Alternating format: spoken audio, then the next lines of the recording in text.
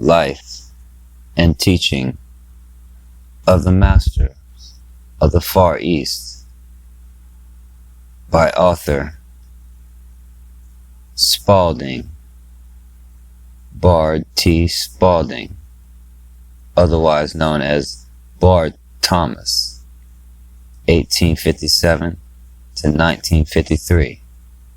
Chapter 2. For the outset of our expedition, our third expedition, in which we took up the metaphysical research work, our little party assembled at Potal, a small village in the remote part of India. I had written Emil that we were coming, but did not write the object of the trip, nor did I even mention the number in our party. Much to our surprise, we found complete preparations had been made for our entire party, and that Emil and his associates knew our complete plans.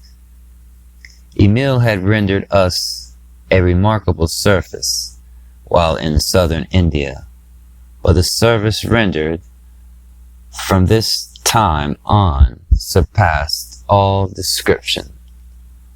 To him and the wonderful souls we met, I wish to give all credit for the success of the entire undertaking. We arrived at Potal, from where the expedition was to start, late in the afternoon of December 22nd, 1894, and found we were to start Christmas morning upon what was to be the most memorable expedition of our whole lives. I never shall forget the few words Emil said to us that morning. These words were delivered in fluent English, although the speaker did not boast an English education, and he had never been out of the Far East. He began by saying, "'Tis Christmas morning. To you, I suppose, it is the day that Jesus of Nazareth, the Christ, was born. To you, the thought must come that he was sent to remit sins. To you, he must typify the great mediator between you and your God. You seem to appeal to Jesus as a mediator between you and your God, who seems to be a stern and at times an angry God, sitting off somewhere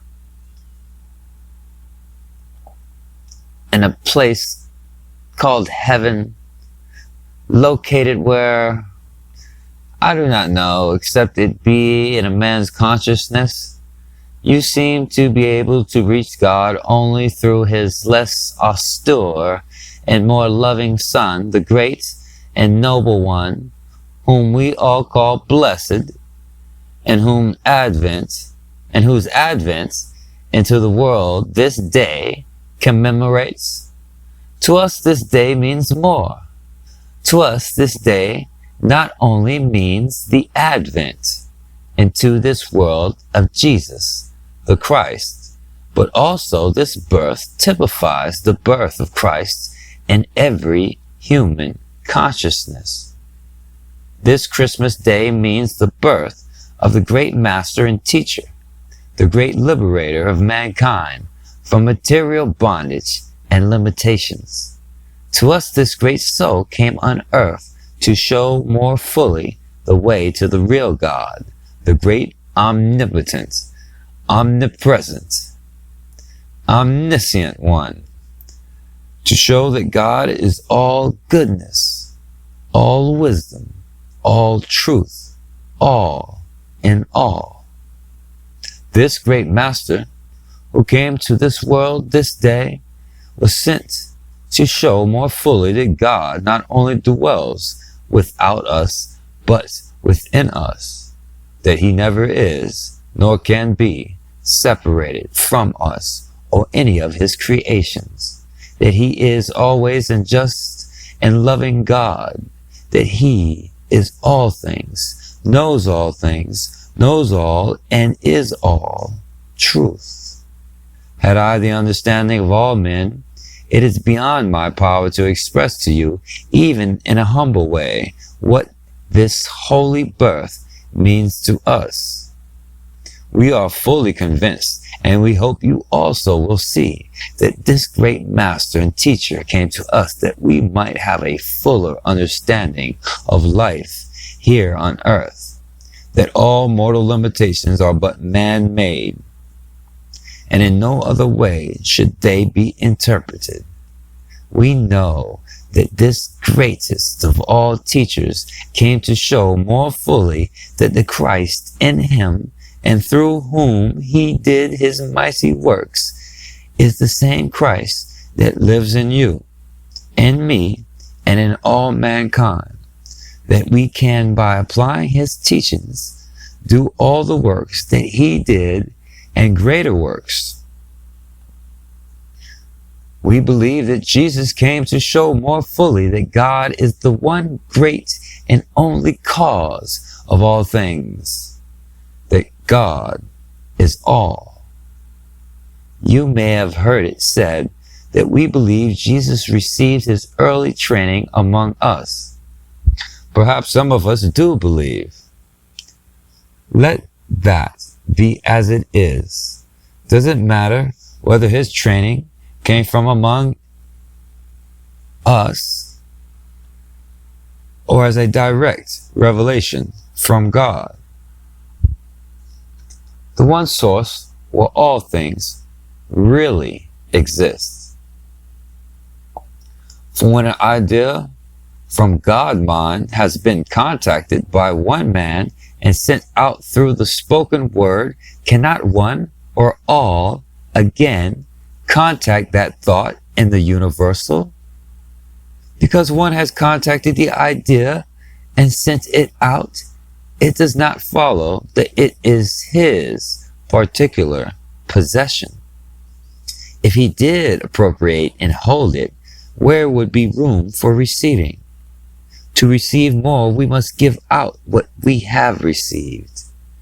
If we withhold what we receive, stagnation will follow, and we will be like the wheel that generates power from the water, and suddenly, of its own volition, begins to withhold the water which it is using. It will soon find itself stifled with inert water. It is only when the water is allowed to flow freely through that it is of value to the will to generate, to create power. Just so with man. When he contacts God's ideas, he must give them out in order to receive the benefit from them. He must allow all to do the same, that they may grow and develop as he is growing. I am of the opinion that what Jesus taught came to him as a direct revelation from God, as it no doubt has come to our great teachers. Are not all things of God? And whatever one human being can do, cannot all do? We believe you will be convinced that God is ever willing and ready to reveal himself to all men as he revealed himself to Jesus and others. The only requisite necessary is for each one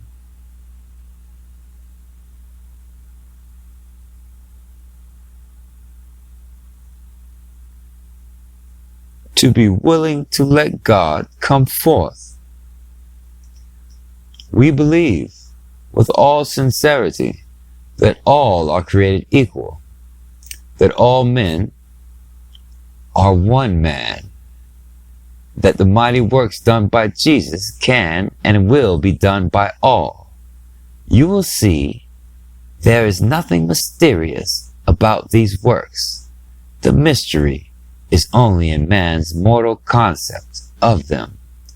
We fully realize you have come to us with minds more or less skeptical. We trust you will live with us and know us as we really are. Our work and the results accomplished will leave you to accept or reject as you will.